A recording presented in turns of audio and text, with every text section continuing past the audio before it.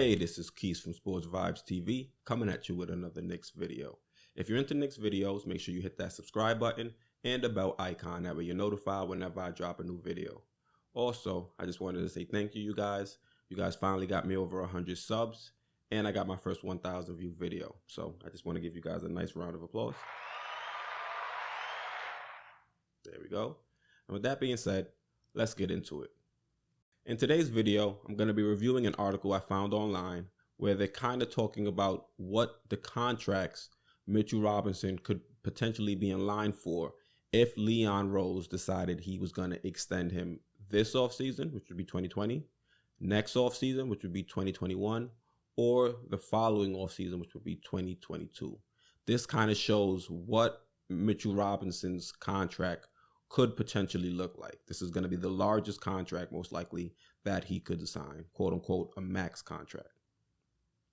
So before we get into why or what Mitchell Robinson could sign for, we have to first talk about why there are these multiple options of extending Mitchell Robinson currently available to Leon Rose.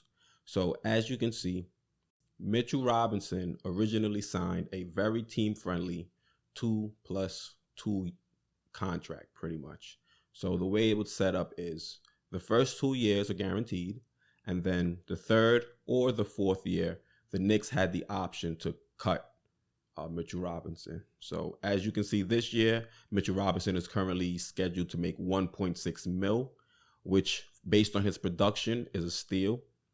Now you have the year after that, 21-22, Mitchell Robinson is in line to make 1.8 mil. Again, pennies on the dollar when you compare it to the production that we're seeing from him at that center position.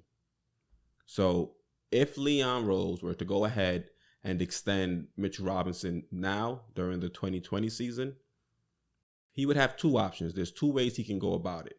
One, he can opt in to the fourth year, so he can make the 4 years already guaranteed. And then what he can do is he can add 3 years on the end of that. And that would be the first option. The second option would be he can decline the fourth year, and then he can add anywhere from 2 to 4 years to the end of the third year, which would be this year. So either way he goes, the max amount of years or the max seasons we'd be able to lock Mitchell Robinson in would be 5, and that's including this year. So 5 including this year. Now, the contract extension would pretty much be 4 years and $56 million. That would be the max that Mitchell Robinson would be able to get. And I know you guys are saying, well, everybody else is making crazy money. How could that only be the max of Mitchell Robinson? That's because he doesn't have more than 6 years of service in the NBA. So that pretty much puts a limit to what his max contract would be. And not only that, the Knicks, because the way they made the CBA, they kind of tried to make it easier for teams to keep their players. So because of that, the Knicks also have the option to sweeten the pot with a 15% bonus. Now, we're going to actually see what the breakdown would be year to year, whether if they decided to opt in or to opt out. So in the first year, you're looking at both contracts being pretty much the same. And that's because whatever Mitchell Robinson is making this year is already guaranteed. So regardless of how we go or how Leon Rose decides to take it, he's making that 1.6 mil. Lock it in. Now, if we opt in to that fourth year and then, tack on the 3 years after, next year he would still be at the paltry, I got to fix that, would be 1.8. So he'd still be at that paltry 1.8 figure that we saw on the other slide. And if he decided to, or if we decided to opt out of that fourth year and throw the additional 4 years on, right now, not right now, but in the 21-22 season, you're looking at 16 mil in Mitchell Robinson's pocket, maybe 9 mil after taxes, And yeah, Mitchell Robinson would be getting his money earlier. So yeah, that's good for Mitchell Robinson. But you got to remember, this same offseason, we have a lot of free agents hitting the market. And we got Leon Rose here to pretty much bring in a big name, whether it be through trade or free agent signings. And whether we're going to trade for him or we're going to sign him, we need to have our cap available to do that. And we also remember RJ is coming up as well. We're going to have to extend him too at some point. So if we opt out of that 4th year and extend him now, we'd be looking at $16 million as early as 21-22. And pretty much from this point on, both contracts are going to be the same for the remaining 3 years of the deal. And if we total them up, you're looking at $51 million if we decide to opt in for that 4th year, or we're looking at $65 million or almost $66 million if we decide to opt out and extend him and give him his money a year earlier. So remember those figures, because we're going to compare it to what would happen if we decide to wait a little bit longer. So now we're going to jump right into 2021. So 21-22, like I said before, is a team option. The Knicks have the option to either release Mitch or keep him for that year and work something else out. Now, if Mitch is qualified as a starter, which means he starts more than 41 games, the Knicks can decline and they can extend the qualifying offer. That's roughly $4.9 million. And that would just be a cap hold. So if they decide that they're going to decline and extend the qualifying offer, that gives the team some flexibility because it doesn't lock in Mitch's raise, because you would assume he's going to make more than $4.9 million. He's giving us more production than a $5 million player, you know. So have Mitchell Robinson only making $5 million, that's not bad at all. So with this, it gives the Knicks some flexibility when it comes to signing signing free agents. Because what happens is, this was the same thing that the Knicks were going to try to do last offseason if we had retained KP and not traded him away. What we would have done is we would have signed KD, we would have signed Kyrie, and we would have just let KP sit there with the qualifying offer as just a small cap hold. And we would stuff everybody else's salary into the salary cap. And once we get to the threshold where everybody fits, then we would use KP's bird rights, which allows the Knicks to go over the cap. And like I was saying before with the CBA, how they gave, teams certain perks in order to retain their players. That's one of those perks. It's called the bird right, named after Larry Bird. But I'm sure if anybody plays 2K, you're familiar, but I digress once again. So it allows the Knicks to go over the cap, and it allows the Knicks to then give the max contract if the player is worthy or depending, or anywhere in between. But it gives the team that flexibility to add the free agents and then sign the player. But you have to have trust with the player, and the player has to trust the team, because that's the only way this will work. Because, people get shady, teams get shady, and somebody can be left out to hang if both parties aren't on the same page. And like I said before, both teams have to be on the same page, because this could also turn into a situation, if you guys remember, with Jeremy Lin.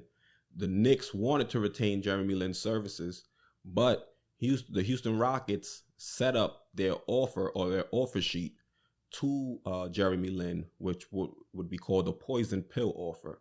So they pretty much front loaded the contract to some point where it just wasn't feasible or financially or fiscally responsible for the Knicks to match the offer. And that's how Jeremy Lin ended up on the Rockets. So that's something you'd have to be worried about, because Mitchell Robinson is a talented player, and on the open market, he's going to go to the highest bidder.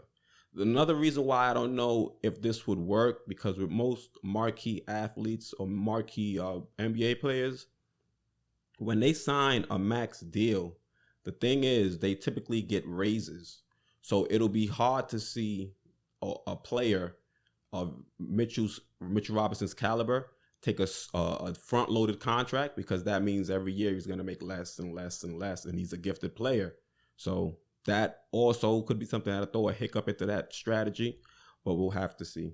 And also, only the Knicks can offer the 5th year and raises of 8%. So once again, I'm referring back to the CBA. These are all of the perks that were included in the CBA to try to allow these teams to retain their players. And this was primarily for the smaller market teams, but you have the Knicks who can actually get in on it and use it to their benefit. All right, so I have another. This is what would happen if the Knicks or Leon Rose decided they were going to extend Mitch next year in that 2021 offseason. So if they do, the first year would be 27.5. And the way I got to this figure is, once again, Mitch would have less than 6 years of service. So he can only make, if I'm not mistaken, 25% of the cap. And this is using the $110 million that we have for last year. So the first year would be the 27.5. And then I calculated the 8% increases in this one. So the next year, it would be 29.7. The following year, 32. Then 34. And then 37.4 would be the last year, because the Knicks can only offer 5 years max. And look at this figure right there. So if Mitch were to reach his full potential and be a max player, his max contract right now, if we were to sign him to one next year, would be $161 million. It would be a 5-year, $161 million deal. Now, that's a lot of money. Will he be worth it? I hope he'd be worth it, because if we're paying him this money, that means he must be doing his thing on the court. And we need that kind of production from a big man, especially in a league where they're kind of moving away from big men. So if you have a really, really talented, center, they can eat, down there. There's nobody that's going to stop them, they go throw PJ Tucker in there. But if Mitch can develop a post game, that'd be something we could work with. But, this is what we would end up having to offer him if we decided to resign him next year. And the thing is, it's pretty much the same scenario in 2022. The figures would just adjust depending.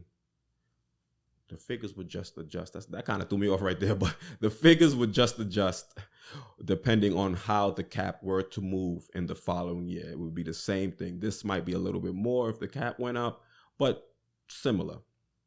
So you guys let me know. What do you think?